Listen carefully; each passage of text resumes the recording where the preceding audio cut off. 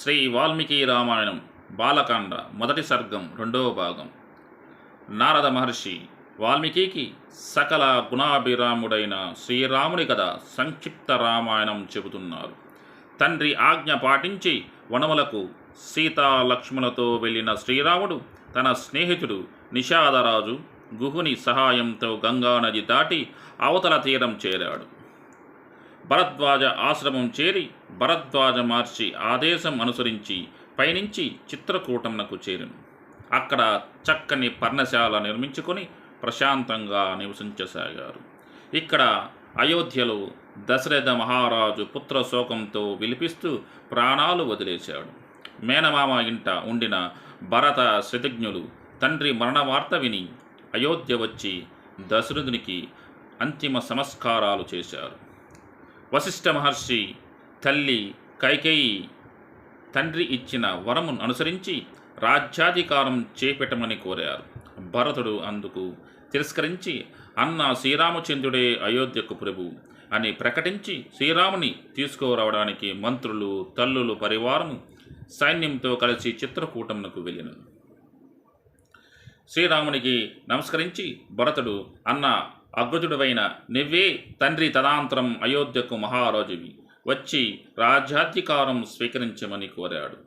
శ్రీరాముడు భరతుని ధర్మ నిరతిని మెచ్చుకున్నాడు.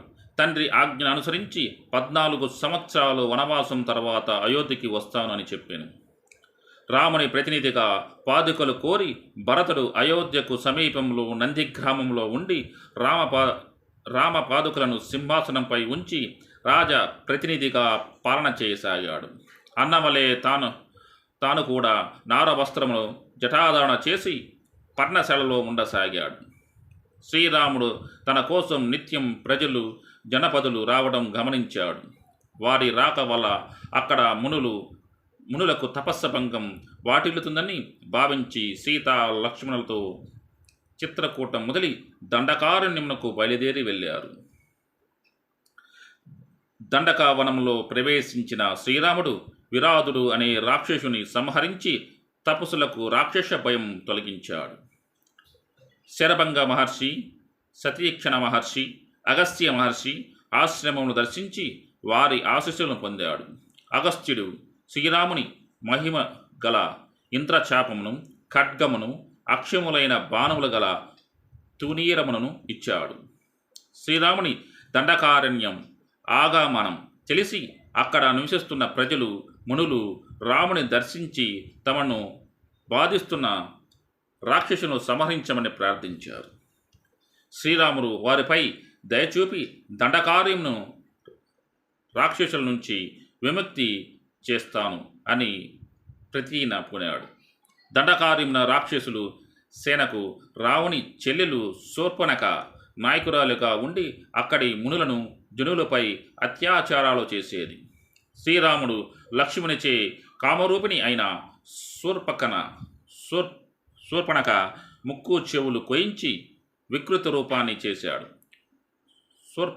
శూర్పణఖ చే ప్రేరేపింపబడిన కరుడు, దూషణుడు, త్రిశూరుడు అనే రాక్షస ప్రముఖులు అసంఖ్యాకులైన రాక్షసులతో వచ్చి రామునిపై దాడి చేశారు. శ్రీరాముడు ఒక్కడే 14,000 రాక్షస యోధులను, కరదూషణ త్రిశూరులను చంపి యుద్ధభూమికి బలి ఇచ్చాడు.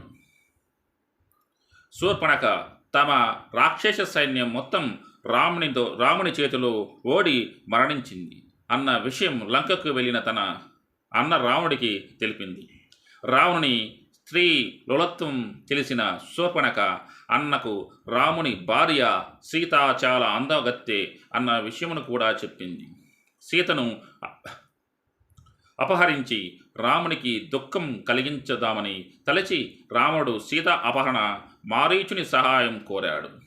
మారీచుడు శ్రీరాముని శక్తి సామర్థ్యాలను గురించి చెప్పి వద్దని వారించిన రావణుడు వినలేదు. రావణుడి చేతిలో చావడం కన్నా రాముని చేతిలో చావడం మంచిది తలచి బంగారు లేడి రూపంలో రామలక్ష్మణులను దూరంగా తీసుకెళ్ళాడు. రావణుడు ముని రూపంలో వచ్చి సుఖ తప్పిన సీతను అపహరించుకొని ఆకాశ మార్గంలో తీసుకు వెళ్ళసాగాడు. సృహ వచ్చిన సీత ఆక్రాంతులను విన్న దశరథుని మిత్రుడైన జటాయు అనే వృద్ధ పక్షి రాజు రావణునితో పోరాడి తన రెక్కలను కోల్పోయి నేలపై పడి ప్రాణావస దశలో ఉన్నాడు. మారుచిని చంపి మాయ గ్రహించిన రామలక్ష్మణులు కుటీరం వచ్చి సీత అపహరణ గురైందని తెలిసి వనంలో వెతుకుతూ జటాయువు దగ్గరకు వచ్చారు. జటాయు రాముడు సీతాదేవిని అపహరించి తీసుకొని వెళ్ళాడని చెప్పి ప్రాణాలు వదిలింది. శ్రీరాముడు జటాయునికి అంత్యక్రియలు చేసి సీతా అన్వేషణలో ముందుకు సాగాడు. కదంబుడు అనే దానుని చంపి దహనం చేసి శాప విమోచనం కలిగించాగా అతడు కృతజ్ఞతకు తెలిపి రామభక్తురాలైన శబరి వద్దకు వెళ్ళమని ఆమె మార్గదర్శనం చేస్తుందని చెప్పి అదృశ్యమయ్యను. శబరి శ్రీరామలక్ష్మణులు భక్తి శ్రద్ధలతో కొలిచి ఫలములు అర్పించి పూజించింది. వారిని ఋష్యముఖ పర్వతం వైపు వెళ్ళమన్నది. సీతా అన్వేషణలో తప్పక సహాయం లభిస్తుందని చెప్పింది. శబరి ఆశీస్సులు తీసుకుని శ్రీరామ లక్ష్మణులు ఋష్యముఖ పర్వతం వైపు ప్రయాణం సాగించారు.